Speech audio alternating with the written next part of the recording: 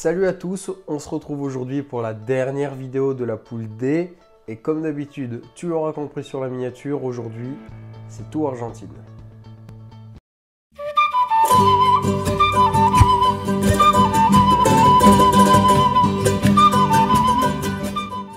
L'Albi Céleste est 3e au classement FIFA. C'est la plus haute équipe en termes de classement qu'on ait eu à faire pour le moment. Elle est riche et forte d'historique. Elle fait partie d'un cercle très fermé avec le Brésil et la France.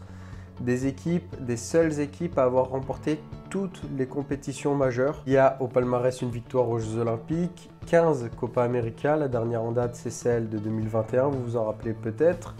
Il y a une Coupe des Confédérations, 2 Coupes du Monde, une en 1978 et une en 1986. Celle de 86 est restée célèbre pour notamment son match, le match de Maradona, le rush, la main de Dieu. Tout va pour le mieux pour l'Argentine jusqu'à ce moment-là, ce dernier sacre en 86, où à partir de là, la nation traverse une période de disette interminable. Le point culminant de cet échec retentit à partir de 2014 où il y a une défaite en finale de Coupe du Monde face à l'Allemagne, ce but salvateur de Mario Götze.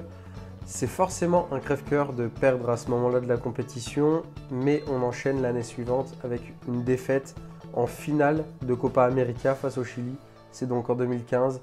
L'Argentine est abattue et ça ne s'arrête encore pas là puisque l'année suivante, 2016, c'est une nouvelle défaite en finale de Copa América face à son bourreau, encore une fois le Chili. C'en est trop pour le capitaine de l'Albi Céleste. Léo Messi met un terme à sa carrière internationale, il prend sa retraite internationale, mais face à l'effervescence de tout un peuple, de même la planète football, il décide de revenir sur sa décision quelques mois plus tard, où il revient avec le brassard de capitaine. 2018 ne se passe pas spécialement peu, c'est une défaite en 8e de finale de la Coupe du Monde en Russie, face à nous-mêmes, la France. Mais après 28 ans d'échec, le sacre arrive enfin, le retour de l'Albi Céleste, le retour d'un titre en Argentine, c'est la Copa 2021 remportée face au Brésil, le premier trophée dans la carrière de Léo Messi avec l'Argentine. Surtout que dans la foulée, il remporte en plus la Finalissima, pas la plus grande des compétitions, mais tout ça pour dire que l'Argentine est bel et bien lancée. On peut citer aussi une forte rivalité, leur plus grosse rivalité mutuelle, c'est celle qu'ils se partagent avec l'Uruguay. D'abord d'un point de vue géographique, car historiquement ils ne sont séparés que par le Rio de Plata, c'est là que commence la rivalité on va dire. Mais footballistiquement, ils partagent le plus grand nombre de matchs, 190. Ils se sont partagés 2 finales de Coupe du Monde. Forcément, ça ne fait que renforcer cette rivalité. Les qualifications en Amérique du Sud, c'est une poule où les 4 premiers se qualifient directement. Le 5e accède à des barrages. Et l'Argentine finit bon 2e, loin derrière le Brésil qui a vraiment beaucoup d'avance, mais loin devant le 3e, sur qui ils n'ont vraiment aucun souci à se faire pour le coup. Elle réussit à sortir de ses qualifications avec 0 défaite. Le dernier match entre l'Argentine et le Brésil n'a pas pu être disputé et il ne sera sûrement pas disputé. Et sur 27 buts marqués par l'Argentine lors des qualifications, il y en a 14 par Léo Messi et Lautaro Martinez. 7 buts chacun, ça fait la moitié des buts. La moitié des buts sont marqués par l'un de ces deux joueurs. L'effectif, on part sur un 4-3-3 point de basse assez classique, mis en place par Scaloni. Il est au poste donc depuis 2018. C'est un jeune coach avec peu d'expérience, il a 44 ans. Il était intérimaire de Sampaoli à l'époque, lors de la Coupe du Monde 2018, et il a pris les rênes juste après le mondial. Il a donc commencé en trombe effectivement en gagnant donc cette Copa et cette Finalissima. Martinez, c'est le vent frais de cette sélection, il vient régler une grosse lacune au poste. Depuis quelques années, il y avait quelques soucis, mais le portier d'Aston Villa vient redonner des couleurs en sélection à ce poste-là. Devant lui, Otamendi, le vétéran de la sélection, le Lisboète, va participer à sa 3e Coupe du Monde et devrait être accompagné de Romero de Tottenham. Mais attention à eux deux qui pourraient bien pour le coup se faire dépasser par un excellent Lisandro Martinez. Le nouveau mancunien n'a jusqu'à présent pas eu la grande cote en sélection, mais se voue maintenant à être probablement le meilleur Argentin à son poste. Il pourrait en plus de ça pallier un manque. Otamendi est certes un joueur d'expérience, certes un bon joueur, mais des problèmes notamment liés à sa vitesse pourraient enfin être palliés par Lisandro Martinez. À gauche, le Gons, Tagliafico, possède une petite avance sur Acuna, le polyvalent. Et à droite, gros duel entre le Sévillan Montiel et le nouveau Colchoneros Molina. C'est lui-même qui pourrait prendre le pas sur son adversaire direct, mais il n'y a vraiment rien de fait à ce niveau-là. En 6, on ne devrait pas avoir de surprise, même de manière générale au milieu de terrain. On commence par Leandro Paredes, pas au top depuis quelques temps, encore moins depuis son arrivée du côté de la vieille dame, mais valeur sûre du rouage de Scaloni en tout cas.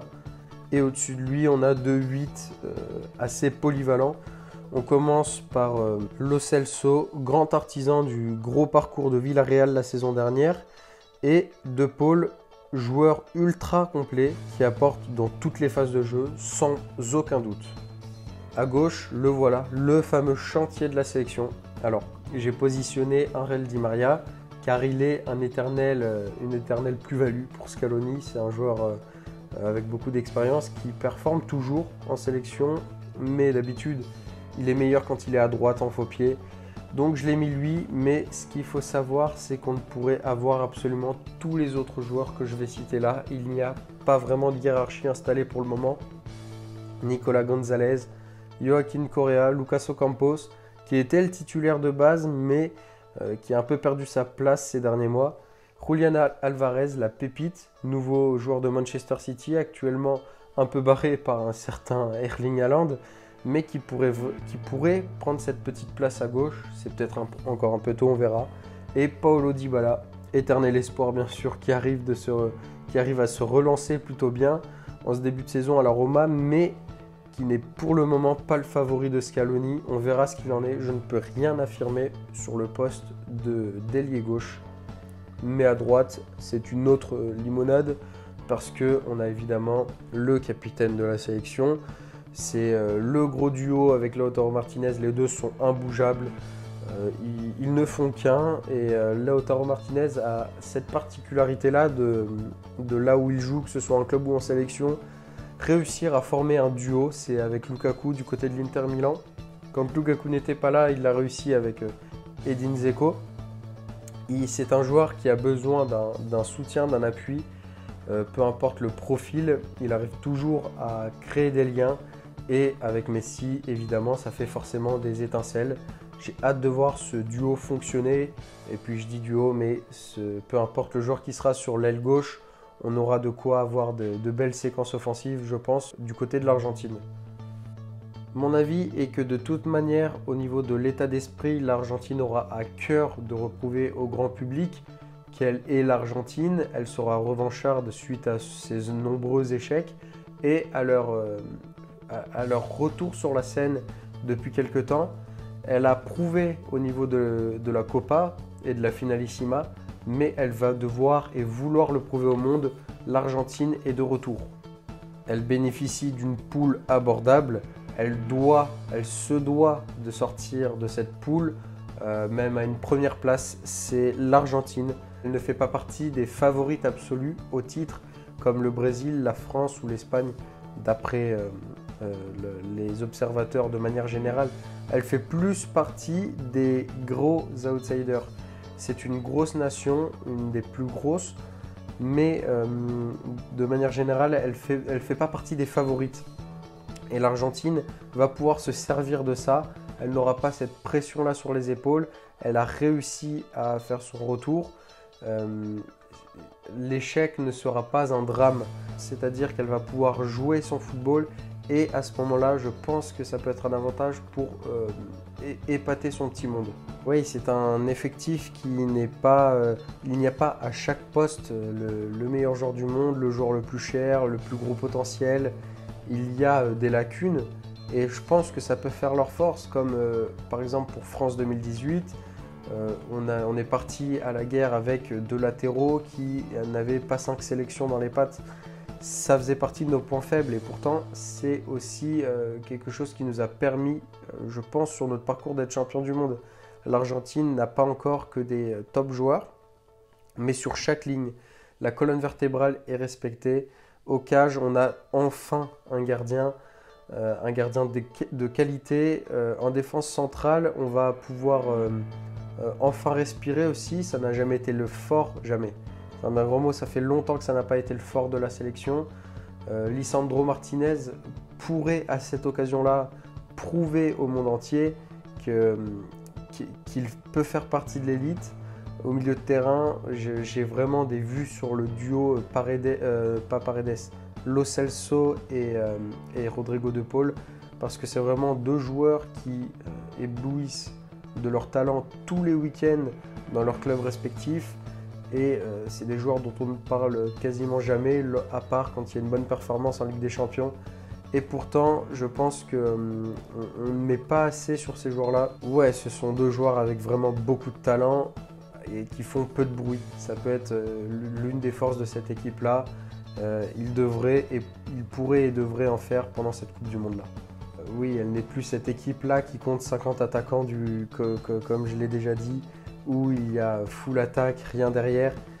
C'est beaucoup plus équilibré. Moins de pépites offensives, mais c'est très net. Messi en capitaine, Lautaro Martinez, le duo qui fonctionne, et à gauche, tu pourras mettre qui tu veux. Je pense que de toute manière, il y aura cette mise au diapason avec ces deux autres partenaires. Ça ne peut que fonctionner.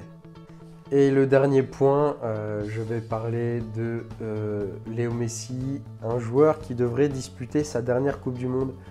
Et ça, mine de rien, dans les esprits donc des observateurs football, mais aussi et surtout de la sélection argentine, ça compte énormément. Il fait partie des légendes, pas du foot argentin, mais du pays de l'Argentine. Avec Maradona, ils avaient cette capacité à fédérer le peuple.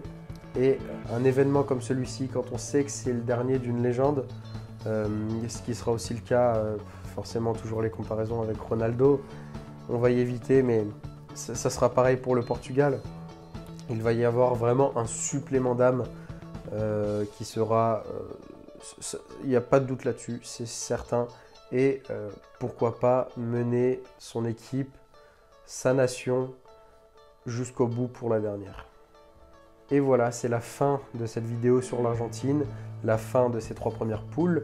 J'espère que vous aurez envie de suivre l'Argentine, cette Coupe du Monde. J'espère que je vous aurai donné envie de la suivre. En tout cas, j'ai vraiment hâte de voir ce qu'elle peut donner. Est-ce que, comme je le pense qu'elle peut l'être, elle fera cette bonne Coupe du Monde-là? Je ne dis pas qu'elle la gagnera, je ne dis même pas qu'elle ira en demi, mais je pense qu'elle est capable, qu'elle a la capacité de faire quelque chose de grandiose cet hiver. Et puis, advienne que pourra. Et on se retrouve très vite pour la prochaine vidéo. Vous savez peut-être qui est-ce que je vais attaquer en premier dans la poule D. À très vite.